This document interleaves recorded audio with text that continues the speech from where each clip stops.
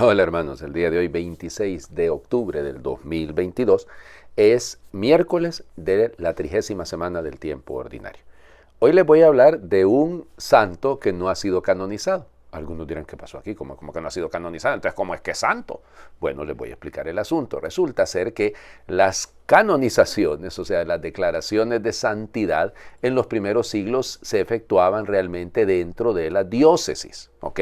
O sea, es decir, eran los obispos y el pueblo los que declaraban a una persona santa y la llamaban así, sobre todo evidentemente a los mártires en el inicio y luego a los monjes y demás, ¿no? Eso ha provocado evidentemente que a lo largo de los siglos hay algunos que han sido declarados santos que ni siquiera existieron y entonces ha habido una revisión evidentemente de esto. Te han ocupado grandes personajes, evidentemente los volandistas, por ejemplo, jesuitas en Francia, y bueno, el trabajo que han hecho muchos también a lo largo, por ejemplo, Butler, que ha hecho un trabajo extraordinario y todavía se siguen utilizando esos libros.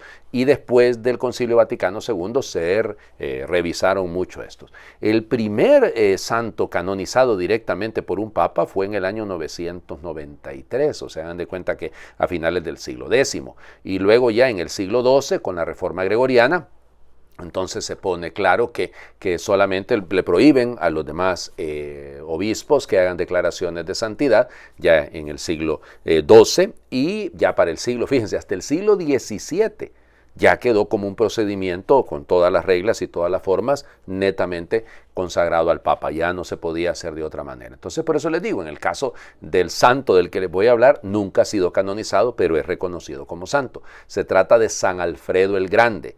San Alfredo es rey de Wessex. Wessex era uno de los 7 reinos en los que estaba dividida, digamos, Inglaterra en ese momento, y bueno, también una parte de Escocia, y Gales, pues, pero él ahí a partir de Wessex van a ser lo que hoy en día es Inglaterra. Es muy importante por eso.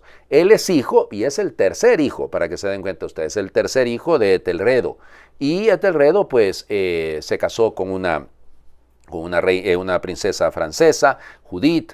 Él tuvo 2 hijos, como les digo, antes que Alfredo, y ellos también gobernaron, pero ya a partir porque van muriendo, se van sucediendo por muertes, pues, y entonces él empieza, Alfredo, como les digo, a destacarse por sus victorias contra los daneses, contra los vikingos. Y entonces ahí será la clave del asunto. En algún momento logró pactos con los vikingos, sobre todo con aquel famoso Guthrum, y luego finalmente los va a vencer, logra controlar Mercia, y así, pues de ahí nacerá lo que hoy en día es Inglaterra. Hay mucha leyenda alrededor de él, ¿verdad? Incluso se ha hecho una serie de televisión que yo he visto algunos de sus capítulos, lo admito, porque está bien hecha, es exagerada en varios aspectos, y como siempre ustedes ya saben, en el cine y en las series de televisión a veces hacen cosas que no son dignas, pues se adelanta un poquito el asunto y se acabó.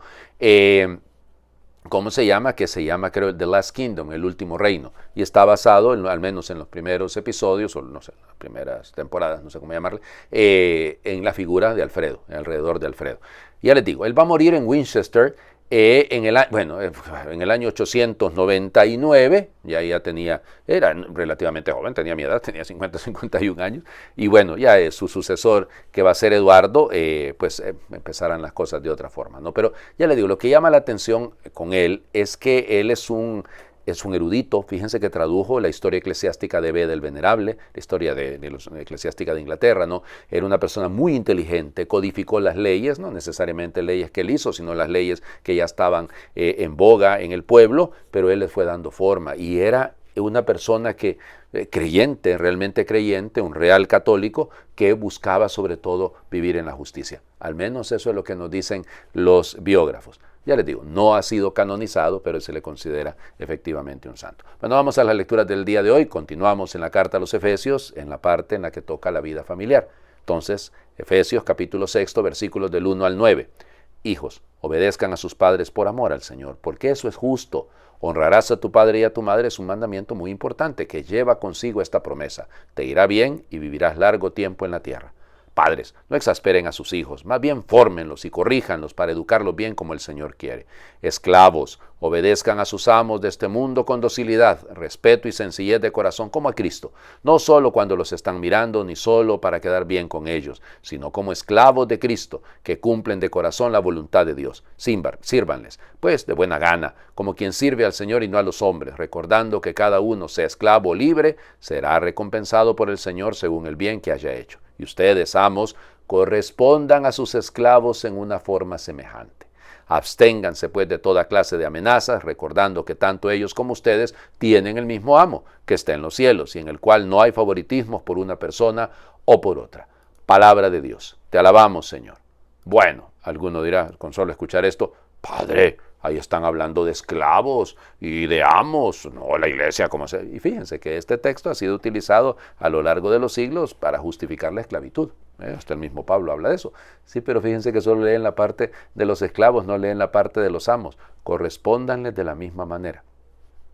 Absténganse de esas recomendaciones de Pablo. Evidentemente la iglesia está en contra de la esclavitud de manera frontal, en contra de la trata de personas. Eso no es discutible aquí en este momento, y yo podría venir y decirles, miren, eso se trata de la mentalidad del siglo I, y Pablo no estaba como revolucionario en ese momento para acabar con la esclavitud, pero en el fondo va a acabar con ella, pues. O sea, es decir, con solo esta mentalidad, con solo lo que está diciendo de que los amos también tienen que tratar a los esclavos como son hermanos, porque todos tienen el mismo amo y todos tienen que responderle a Dios. Dígame si no es lo mismo.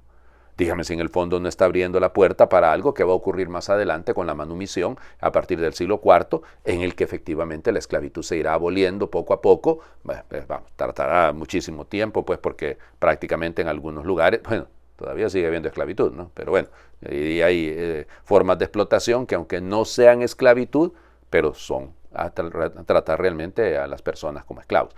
Vamos a lo primero, que creo que es fundamental, ¿no? El trato entre los hijos y los padres. A los hijos se les pide que obedezcan y a los padres que no exasperen, sino que corrijan. Esto es interesante, ¿no? Este equilibrio en las relaciones entre padres e hijos. Obedecer es un asunto de saber escuchar. Corregir es un asunto de amor. Castigar ya no es un asunto de amor. El corregir es pensar en el bien del otro. Castigar es pensar en mi propio bien, porque yo que he sido ofendido, castigo a este que me ha ofendido. La sociedad castiga a quien ha cometido una falta. Corregir es pensar en el bien del otro. Y eso es lo que el Señor quiere, dice Pablo. Esto es interesante, ¿no? Lo que el Señor quiere. Bueno, y en el fondo de todo, el amor. Llama la atención, ¿no? Háganlo todo por amor a Cristo. Volvemos, Pablo, que en la carta a los Efesios, como les he señalado la semana pasada, sigue insistiendo en el amor a Cristo, en el por Cristo, en el para Cristo. O sea, todo esto es fundamental.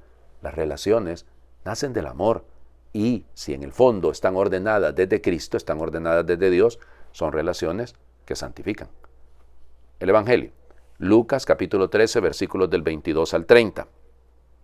En aquel tiempo Jesús iba enseñando por ciudades y pueblos mientras se encaminaba a Jerusalén. Alguien le preguntó, Señor, ¿es verdad que son pocos los que se salvan? Jesús le respondió, esfuércense por entrar por la puerta que es angosta, pues yo les aseguro que muchos tratarán de entrar y no podrán. Cuando el dueño de la casa se levante de la mesa y cierre la puerta, ustedes se quedarán afuera y se pondrán a tocar la puerta diciendo, Señor, ábrenos. Pero él les responderá, no sé quiénes son ustedes. Entonces le dirán con insistencia, hemos comido y bebido contigo y tú has enseñado en nuestras plazas. Pero él replicará, yo les aseguro que no sé quiénes son ustedes. Apártense de mí todos ustedes los que hacen el mal. Entonces llorarán ustedes y se desesperarán cuando vean a Abraham, a Isaac, a Jacob y a todos los profetas en el reino de Dios, y ustedes se vean echados fuera. Vendrán muchos del oriente y del poniente, del norte y del sur, y participarán en el banquete del reino de Dios. Pues los que ahora son últimos serán los primeros, y los que ahora son los primeros serán los últimos. Palabra del Señor. Gloria a ti, Señor Jesús. Bueno, fíjense ustedes el tema que está detrás de aquí. Está muy lindo el sentido. Acuérdense del Evangelio de ayer. El Evangelio de ayer era el de con qué podré comparar el reino.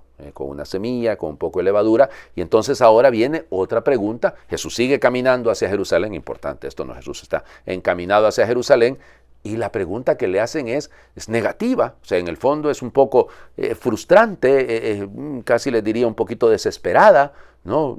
Serán pocos los que se salven. Y Jesús, en lugar de contestar, bueno, la cantidad son 144,000, digamos, para decir las locuras que salen a partir de leer muy mal el libro del Apocalipsis, dice, esfuércense, agoné, acuérdense de esto, ¿no? Agoné, porque este texto lo hemos leído algunos domingos atrás. Y entonces, esfuércense, gánense, la puerta es estrecha. La puerta es estrecha y cuidadito con pretender sacar allá los títulos. Hemos comido, hemos predicado en tu nombre, en las plazas. No, aquí no los conozco, dice el Señor. O sea, el esfuerzo es por ganarnos la vida eterna, por ganarnos el cielo, pero porque estamos viviendo según Cristo, porque estamos actuando según Él. Porque al banquete al que somos invitados no nos lo podemos perder por nuestros caprichos y nuestros egoísmos. Tenemos que tener la mirada puesta en la meta. Ya, y por eso, ahí es el llanto y el rechinar de dientes. Dice, bueno, llorarán cuando se vean echados fuera. Qué duro es esto, ¿no? Qué duro es esto. Si lo ven, es clave. Porque hay primeros que luego serán últimos y últimos que serán primeros. No hay favoritismos. Aquí el asunto es que todos, ustedes y yo, tenemos que dar lo mejor que podamos, esforzarnos todo lo que podamos para ganarnos el cielo. Esforzarnos todo lo que podamos para alcanzar la vida eterna. Y de eso se trata, es un esfuerzo, es una lucha. No nos podemos quedar de brazos cruzados. Les invito a hacer oración. Señor, todos queremos ser felices, plenamente felices. Tú has puesto en nuestro corazón el deseo de una felicidad infinita, pero no siempre acertamos a entrar por la puerta que conduce a esa felicidad, a esa salvación. Y a veces llegamos a pensar que no existe esa puerta, que nunca podremos disfrutar una felicidad a la medida de nuestro corazón.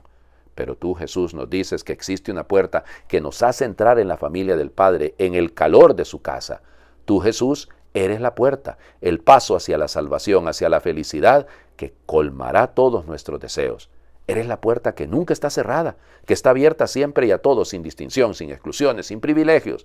Tú eres una puerta abierta también y de forma especial a los que nos sentimos pecadores. Tú nos esperas para abrazarnos, para perdonarnos, para curarnos, para transformar y renovar nuestra vida, para llenarla de alegría plena y duradera. Señor, tu puerta, la puerta de la felicidad es estrecha. Está abierta a todos, pero no está abierta a todo. No caben todos nuestros caprichos, no cabe el orgullo, el egoísmo, la mentira, la injusticia que hace sufrir a tanta gente. Ayúdanos a saber renunciar a todo lo que nos aleja de tu perdón, de tu alegría, de tu misericordia. Y así tú puedas llenar nuestro corazón con el amor más grande y la felicidad que no menguará jamás.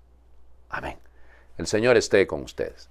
Y les bendiga a Dios por intercesión de San Alfredo, el Grande, el que es Padre, Hijo y Espíritu Santo, y su bendición descienda, les acompañe siempre. Les pido una oración especial el día de hoy. Este miércoles, el seminario en el que yo estudié, el Seminario Mayor Nuestra Señora de Suyapa, pues cumple 60 años de funcionar ahí en el lugar donde está, porque evidentemente es heredero de una larga tradición que viene desde los colegios tridentinos del siglo XVII. Pero, evidente que es importante. Nosotros hemos sido formados ahí, de ahí hemos salido la mayoría de los sacerdotes de mi país, así que les pido una oración para que el seminario siga cumpliendo con su misión y los que ahí somos profesores o formadores, hagamos las cosas como Dios manda. Feliz miércoles para todos.